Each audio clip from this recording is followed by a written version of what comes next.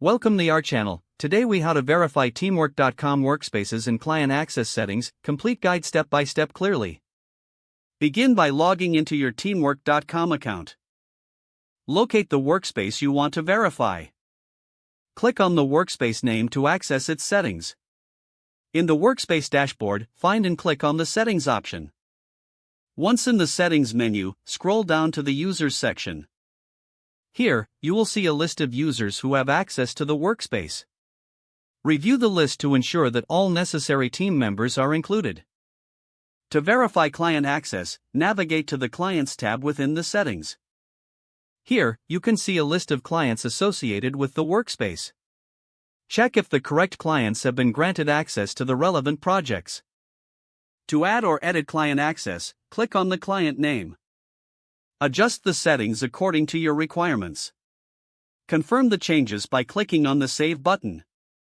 Next, return to the Users section to check permissions. For each user, you can select their role to define their permissions.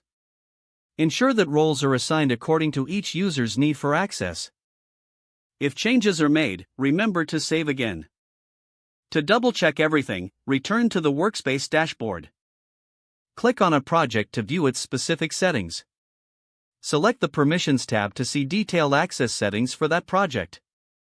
Make sure that both team members and clients have the right permissions. Repeat this process for any other workspaces that require verification. Once completed, you will have successfully verified workspace and client access settings. If the page does not load, refresh the browser or try again in a private or incognito window. Make sure you are using the correct email address, then retype it carefully to avoid small typos.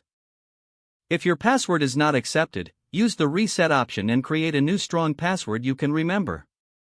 Check your spam folder for verification or security emails, then complete any requested confirmation steps.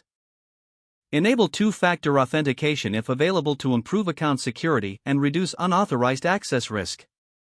Don't forget to like this video and subscribe to our channel for more step-by-step tech guides.